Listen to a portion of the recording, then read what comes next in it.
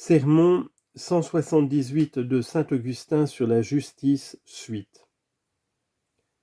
Nous venons de parler contre ce vice qui jette partout le désordre au milieu de l'humanité. Et personne ne nous contredit.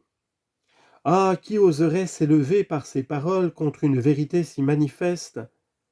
Ainsi nous ne faisons pas actuellement ce que prescrit l'apôtre, puisque nous ne réfutons pas de contradicteurs.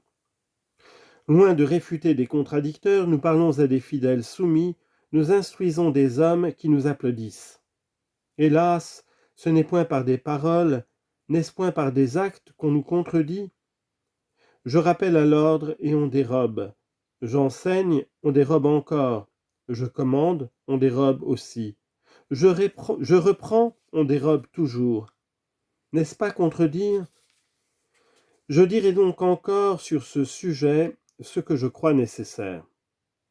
Abstenez-vous mes frères, abstenez-vous mes enfants, abstenez-vous de l'habitude du vol.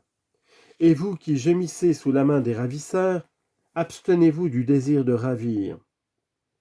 Un tel est puissant et il enlève le bien d'autrui. Toi au contraire tu gémis sous sa main rapace. Mais si tu ne fais pas comme lui, c'est que tu n'en as pas le pouvoir. Montre-moi ce pouvoir et je confesserai avec bonheur que la passion est domptée en toi. L'Écriture proclame heureux celui qui n'a point couru après l'or et qui a pu transgresser, et qui n'a point transgressé, faire le mal et ne l'a pas fait. Ecclésiastique chapitre 31, versets 8 et 10. Pour toi, tu n'as, dis-tu, refusé jamais de rendre le bien d'autrui. N'est-ce pas parce que personne jamais ne te l'a confié, ou qu'on ne te l'a confié qu'en présence de plusieurs témoins ? Mais dis-moi, l'as-tu rendu également quand toi et celui qui te le remettait, vous n'aviez pour témoin que le regard de Dieu ? Si tu l'as rendu alors, si après la mort du dépositaire tu as remis au Fils ce que t'avait confié le Père à son insu, je te louerai de n'avoir pas couru après l'or, d'avoir pu transgresser et de n'avoir pas transgressé, faire le mal et de ne l'avoir pas fait. Je te louerai également si tu as rendu sans délai le sac de monnaie que tu as pu trouver sur ton chemin, et quand il n'y avait personne pour te voir.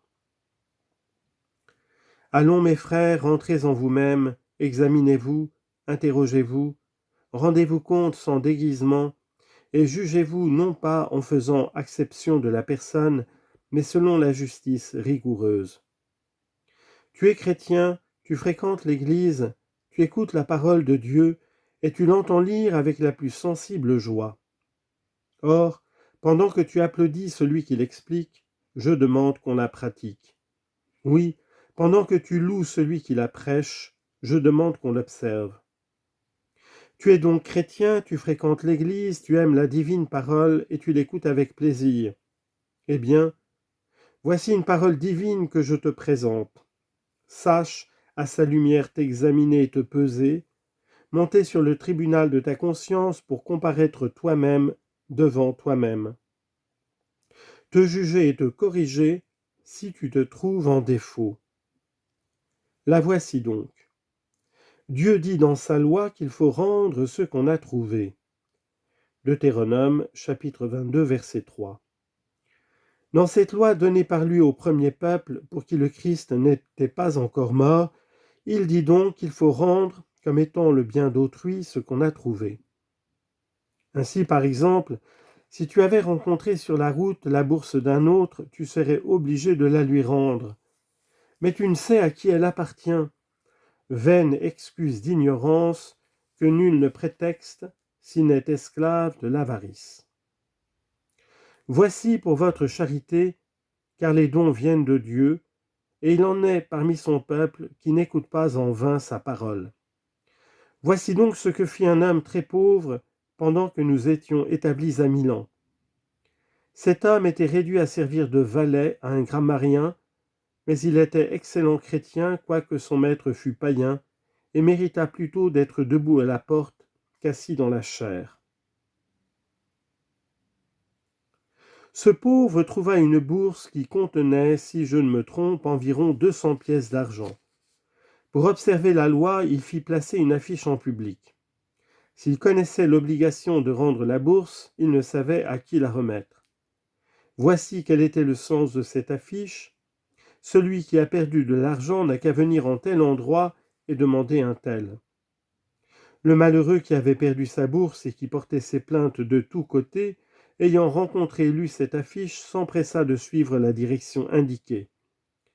Pour n'être pas dupe d'un voleur, celui qui avait trouvé la bourse lui demanda comment elle était, quels en étaient le sou et le contenu. Les réponses l'ayant satisfait, il la rendit. Au comble de la joie et désireux de témoigner sa reconnaissance, le premier lui offrit comme la dîme 20 pièces d'argent. Il les refusa. Il le pria d'en accepter au moins 10. Nouveau refus. 5 au moins. Refus encore.